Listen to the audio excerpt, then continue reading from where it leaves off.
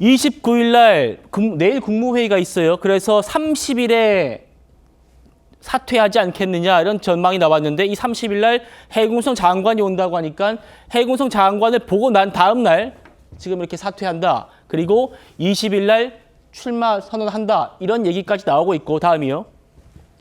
한덕수 캠프가 어떻게 꾸려질지 그 컨셉도 전해지고 있습니다. 정혁진 변호사님. 네네. 경제와 통합, 안심을 기조로 캠프를 꾸리고 있다. 이게 지금 한대행 측의 얘기예요.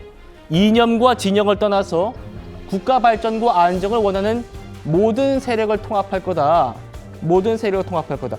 경제, 통합, 안심이 이렇게 컨셉이 될 거라는 구체적인 얘기까지 나오고 있습니다. 어떻게 평가하십니까? 글쎄요. 일단 한덕수 하면 경제 아니겠습니까? 지금 통상교섭본부장, 대한민국 역사상 초대 통상교섭본부장을 했고 그다음에 DJ 때 경제수석하지 않았습니까? 노무현 대통령 때 경제부총리를 했어요. 그러니까 국무총리를 2번 하셨지만 그 이전에 경제 관료로서 최고의 커리어를 쌓았다. 그러니까 본인의 최대 강점이 경제인데 지금 세계 경제가, 세계 통상이, 세계 관세가 이렇게 흔들리고 있는데 가장 적임자다라고 한덕수 권한대행이 스스로 이야기할 수 있을 것 같고요. 그다음에 그 한덕수 권한대행 그 고향이 호남 출신이잖아요. 전주잖아요.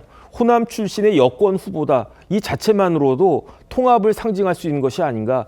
그다음에 안심이 뭘까 제가 곰곰이 생각을 해봤는데 네. 지금 같은 상황에서 경제와 통합이 합쳐지면 그럼 그게 안심 아닌가. 저는 그런 생각이 들어서 누가 저런 슬로건을 내세웠는지는 모르겠지만 뭐 그렇게 나쁘지 않다. 그런 생각 들었습니다. 예, 설정 변호사님. 네. 안심이 한덕수 대행 쪽 얘기를 들어보면 벌써 이제 이재명 후보를 겨냥하는 것이라는 얘기들도 흘러나오고 있습니다. 그러니까 정혁재 변호사님께서 아주 설명을 잘 해주셨는데 이 중에 경제 통합 안심 중에 이재명 후보가 뭔가 나라 집권을 하게 되면 나라가 혼란스러울 것 같고 뭐 이런 생각을 하는 분들이 있는데 한덕수 대행하면 뭔가 좀 안정감 있고 안심되는 사람 아니냐 이런 컨셉이라는 것도 있더라고요. 어떻게 보세요? 뭐 새로운 정부가 어느 쪽에서 되든 간에 뭐 인수위 없이 바로 출발해야만 합니다. 6월 3일 날 대선이라고 한다면 6월 4일부터 바로 임기가 시작하는 거예요.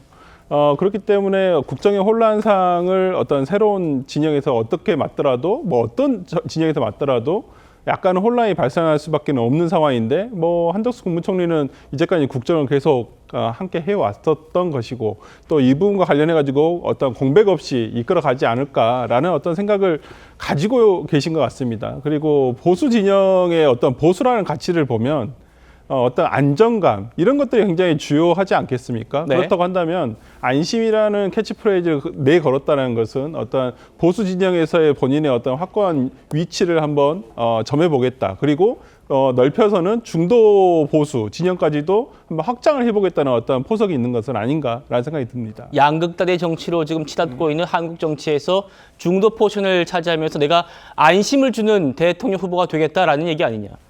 알겠습니다. 경제와 통합, 안심을 캐치프레이즈로 캠프를 꾸리고 있다. 이런 얘기가 나오고 있고요. 인적 구성도 지금 얘기가 되고 있습니다. 초기 캠프는 지금 한덕수 대행을 돕고 있는 총리실 3인방이 중심이 될 거다라는 얘기가 나오고 있습니다. 김지욱 대변인, 오늘 손영택 총리 비서실장이 사표를 냈어요. 아직 뭐 수리가 안 됐다라는 얘기도 있습니다. 어쨌든 총리 비서실장이 갑자기 이 시점에 왜 사표를 냈느냐. 결국 한덕수 대행이 사실상 대선 캠프 준비에 착수한 걸로 봐야 하는 것 아니냐. 이런 해석들도 있습니다. 어떻게 보십니까?